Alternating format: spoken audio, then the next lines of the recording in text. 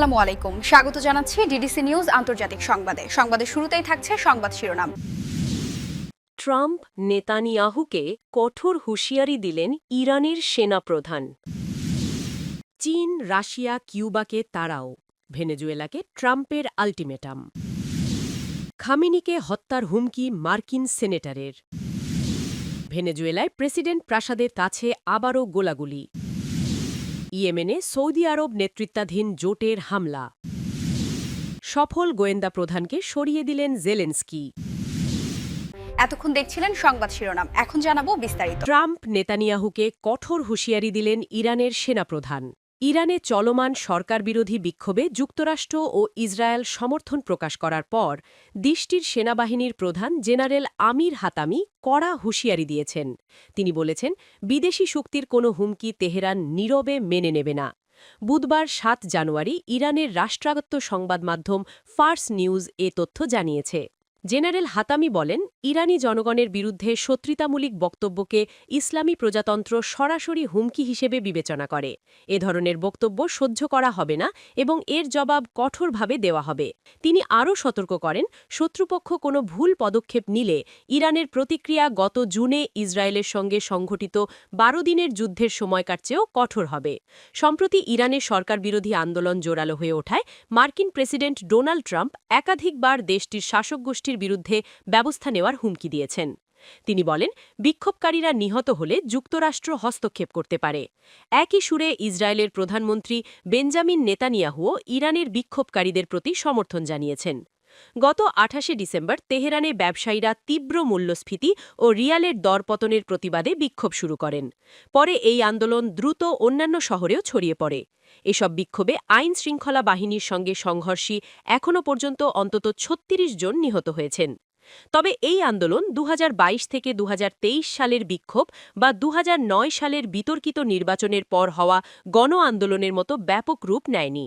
তবুও অর্থনৈতিক সংকট থেকে জন্ম নেওয়া এই বিক্ষোভ আন্তর্জাতিক অঙ্গনে ব্যাপক মনোযোগ কেড়েছে। বিশেষ করে ইরানের প্রতিদ্বন্দ্বী দেশের নেতারা প্রকাশ্যে বিক্ষোভকারীদের প্রতি সমর্থন জানিয়েছেন। রোববার সাংবাদিকদের সঙ্গে কথা বলার সময় ট্রাম্প বলেন, যুক্তরাষ্ট্র ইরানের পরিস্থিতি নিবিড়ভাবে পর্যবেক্ষণ করছে। অতীতে যেভাবে মানুষ হত্যা করা হয়েছে তা যদি আবার ঘটে তাহলে যুক্তরাষ্ট্রের পক্ষ থেকে কঠোর প্রতিক্রিয়া আসবে বলেও তিনি সতর্ক করেন। অন্যদিকে ইসরায়েলের মন্ত্রিপরিষদের বৈঠকে নেতানিয়াহু বলেন, ইসরায়েল স্বাধীনতা, মুক্তি ও ন্যায় বিচারের জন্য ইরানি জনগণের সংগ্রামের প্রতি সংহতি প্রকাশ করে। এর জবাবে ইরানের পররাষ্ট্র মন্ত্রণালয় ট্রাম্প ও নেতানিয়াহুর বিরুদ্ধে সহিংসতায় উস্কানি দেওয়া ও জাতীয় ঐক্য ক্ষুণ্ণ করার অভিযোগ তোলে। চীন রাশিয়া কিউবাকে তাড়াও, ভেনেজুয়েলাকে ট্রাম্পের আল্টিমেটাম।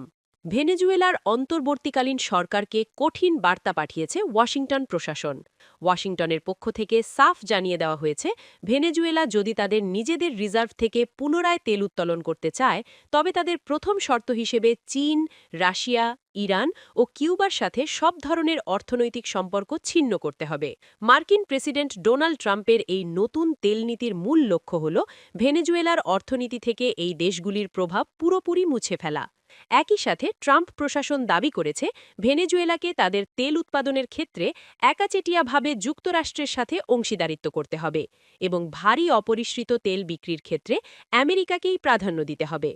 গত সপ্তাহে মার্কিন সামরিক অভিযানের মাধ্যমে নিকোলাস মাদুরোকে ক্ষমতাচ্যুত করার পর থেকে ভেনেজুয়েলায় চরম রাজনৈতিক অস্থিরতা বিরাজ করছে।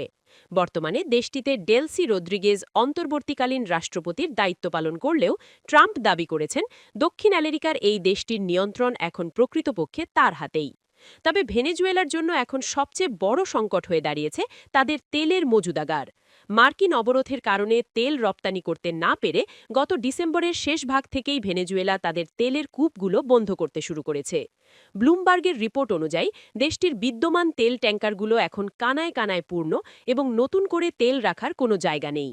এই পরিস্থিতি রদ্রিগেজ সরকারের টিকে থাকাকে ঝুঁকির মুখে ফেলে দিয়েছে।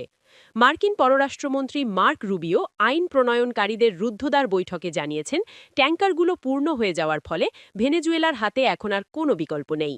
যুক্তরাষ্ট্র বিশ্বাস করে, এই সংকটের মুখে ভেনেজুয়েলা তাদের শর্ত মানতে বাধ্য হবে।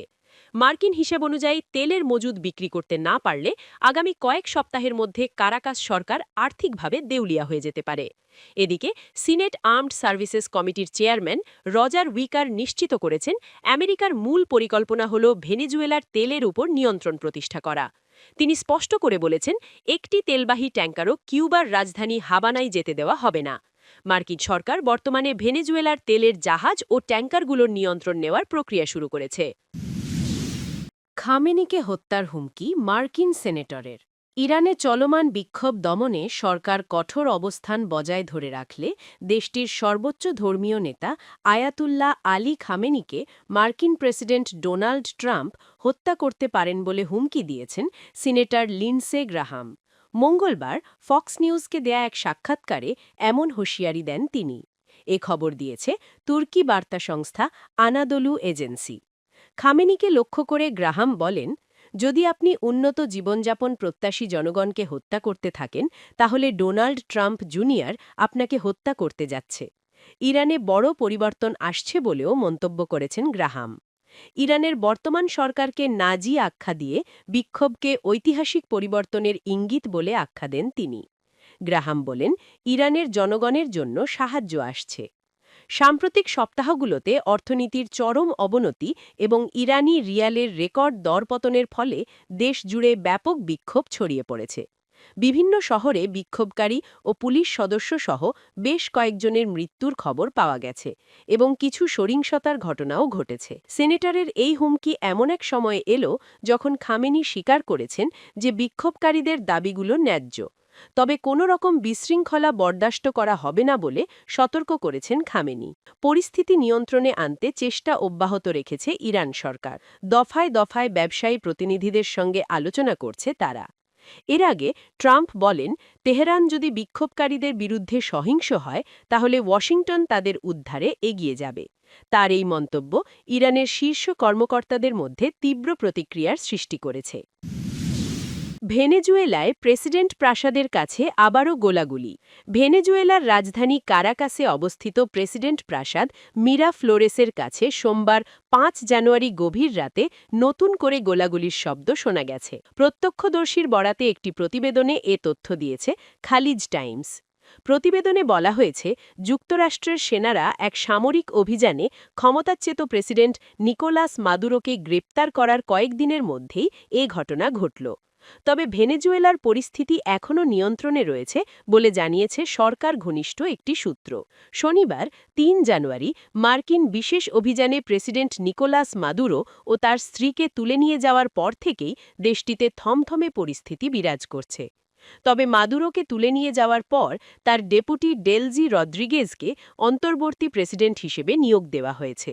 সূত্র বলেছে, অন্তর্বর্তী প্রেসিডেন্ট হিসেবে ডেলজি রদ্রিগেজের শপথ গ্রহণের কয়েক ঘণ্টা পর স্থানীয় সময় সোমবার রাত ৮টার দিকে, গ্রিনিচ মান সময় রাত ১২টায় কারাকাসের মধ্যাঞ্চলে অবস্থিত মিরাফ্লোরেস প্রাসাদের ওপর দিয়ে অজ্ঞাত ড্রোন উড়ে যায়। এ সময় নিরাপত্তা বাহিনী পাল্টা গুলি ছোড়ে।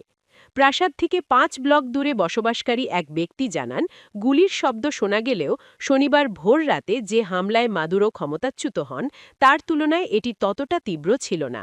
তার মতে, ঘটনাটি প্রায় ১ মিনিট স্থায়ী হয়।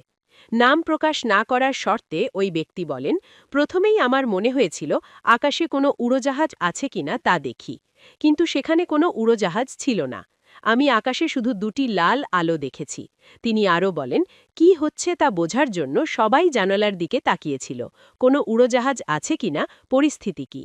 এএফপি এ বিষয়ে জানতে ভেনেজুয়েলার কমিউনিকেশন মন্ত্রণালয়ের সঙ্গে যোগাযোগের চেষ্টা করেছিল, কিন্তু তারা তাৎক্ষণিকভাবে এএফপির অনুরোধে সাড়া দেয়নি। ইয়েমেনে সৌদি আরব নেতৃত্বাধীন জোটের হামলা। আমিরাত সমর্থিত বিচ্ছিন্নতাবাদীদের সংঘাত বিস্তার রোধে ইয়েমেনে সীমিত প্রাক প্রতিরোধমূলক হামলা চালিয়েছে সৌদি আরব নেতৃত্বাধীন মার্কিন জোট। সংযুক্ত আরব আমিরাত ইউএই সমর্থিত বিচ্ছিন্নতাবাদীদের সংঘাত বিস্তার রোধে ইয়েমেনে সীমিত প্রাক প্রতিরোধমূলক হামলা চালিয়েছে সৌদি আরব নেতৃত্বাধীন মার্কিন জোট। বুধবার একটি বিবৃতিতে এ তথ্য জানায় সৌদি নেতৃত্বাধীন জোটটি। গত মাসে বিচ্ছিন্নতাবাদীরা সৌদি আরবের সীমান্তবর্তী হাদ্রামাউথ প্রদেশের বড় অংশসহ ইয়েমেনের একটি বিস্তীর্ণ এলাকা দখল করে এবং সৌদি সমর্থিত সরকারি বাহিনীকে সেখান থেকে বিতাড়িত করে। তবে গত সপ্তাহে সৌদি নেতৃত্বাধীন জোটের বিমান হামলা এবং স্থলভাগে পাল্টা অভিযানে তারা পিছু হটতে বাধ্য হয়। বুধবার সৌদি নেতৃত্বাধীন জোটটি জানায়, বিচ্ছিন্নতাবাদী নেতা আইদারোজ আল জুবাইদির মাধ্যমে সংঘাত আরও বৃদ্ধি পাওয়ায় এবং তা আল ধালে গভর্নরেট পর্যন্ত ছড়িয়ে পড়ানো ঠেকাতেই নতুন করে এই সব হামলা চালানো হয়েছে। বিবৃতিতে আরও বলা হয়, নিরাপত্তা সুঘড়ি করতে এবং শৃঙ্খলা বজায় রাখতে আমরা ইয়েমেনি সরকার ও স্থানীয় কর্তৃপক্ষের সঙ্গে সমন্বয় করে কাজ করছি। সংঘাত প্রশমনের লক্ষ্যে আলোচনায় অংশ নিতে আইদারোজ আল জুবাইদির মঙ্গলবার সৌদি রাজধানী রিয়াদ যাওয়ার কথা ছিল। তবে জোটের ভাষ্য অনুযায়ী তার বিমান দেরিতে ছাড়ে এবং তিনি সেই ফ্লাইটে ছিলেন না। জোট দাবি করে আইদারোজ অজ্ঞাত কোনো স্থানে পালিয়ে গেছেন, যার ফলে বিচ্ছিন্নতাবাদী গোষ্ঠীর সদস্য ও নেতারা তার অবস্থান সম্পর্কে কোনো তথ্য পাচ্ছেন না। সৌদি আরব ও সংযুক্ত আরব আমিরাত উভয়ই ধনী তেল উৎপাদনকারী প্রতিবেশী দেশ। দেশ দুটি দীর্ঘদিন ধরে ইয়েমেনের দক্ষিণ ভিত্তিক দুর্বল ও ভঙ্গুর সরকারের বিভিন্ন পক্ষকে সমর্থন দিয়ে আসছে। এর আগে তারা একসাথে সৌদি নেতৃত্বাধীন জোটে যোগ দিয়ে ইয়ান সমর্থিত হাউথি বিদ্রোহীদের বিরুদ্ধে অভিযান চালায়। হাউথিরা ২০১৪ সালে সরকার উৎখাত করে দেশের উত্তরাঞ্চলের বড় অংশ দখল করে নেয়। সফল গোয়েন্দা প্রধানকে সরিয়ে দিলেন জেলেনস্কি। ইউক্রেন রাশিয়া যুদ্ধ চতুর্থ বর্ষে প্রবেশ করার আগে সামরিক ও নিরাপত্তা প্রশাসনে বড় রদবদল শুরু করেছেন প্রেসিডেন্ট ভলোদিমির জেলেনস্কি। এই প্রক্রিয়ায় সোমবার ইউক্রেনের প্রভাবশালী নিরাপত্তা সংস্থা এসবিইউ এর প্রধান ভাসিল মালিউককে সরিয়ে দেওয়া হয়েছে। ব্রিটিশ বার্তা সংস্থা রয়টার্স এ খবর দিয়েছে। মালিউকের পরিবর্তে এসবিইউ এর বর্তমান প্রধান হিসেবে মেজর জেনারেল ইয়েভগেনি খোমারাকে নিয়োগ করেছেন জেলেনস্কি। খোমারা ২০১১ সাল থেকে অভিজাত আলফা কম্ব্যাট ইউনিটে কাজ করছেন এবং ২০২৩ সাল থেকে এর নেতৃত্ব দিচ্ছেন। ভাসিল মালিউক ২০২২ সাল থেকে এসবিইউ পরিচালনা করছিলেন। তার অধীনে ইউক্রেন রাশিয়ার অভ্যন্তরে বেশ কয়েকটি দুঃসাহসিক অভিযান চালায়। এর মধ্যে সবচেয়ে আলোচিত ছিল ২০২৫ সালের মে মাসে পরিচালিত অপারেশন স্পাইডারওয়েব। এই অভিযানে পণ্যবাহী ট্রাকে ছোট ড্রোন লুকিয়ে রাশিয়ার গভীরে থাকা বিমান ঘাঁটিতে হামলা চালিয়ে কয়েক ডজন কৌশলগত বোমা বিমান ধ্বংস করা হয়। প্রেসিডেন্ট জেলেনস্কি সোশ্যাল মিডিয়া এক্সে জানান, তিনি মালিউককে এখন থেকে সরাসরি কমব্যাট অপারেশনে মনোনিবেশ করতে বলেছেন। তিনি বলেন, দখলকারী ও রাশিয়ান রাষ্ট্রের বিরুদ্ধে ইউক্রেনের আরও বেশি অভিযান এবং শত্রুকে নির্মূল করতে আরও জোরালো ফলাফল প্রয়োজন। ইউক্রেনের এই রদবদল কেবল গোয়েন্দা সংস্থাতেই সীমাবদ্ধ নয়। গত সপ্তাহে সামরিক গোয়েন্দা প্রধান কিরিলো বুদানভকে প্রেসিডেন্টের চিফ অফ স্টাফ হিসেবে নিয়োগ দেওয়া হয়েছে। তিনি দুর্নীতির অভিযোগে অপসারিত আন্দ্রেই ইয়ারমাকের স্থলাভিষিক্ত হয়েছেন। এছাড়া নতুন প্রতিরক্ষা ও জ্বালানি মন্ত্রীর নামও দ্রুত ঘোষণা করা হবে। জেলেনস্কির পছন্দের প্রতিরক্ষা মন্ত্রী মিখাইলো ফেদোরভকে এখনও পার্লামেন্টের অনুমোদন পেতে হবে।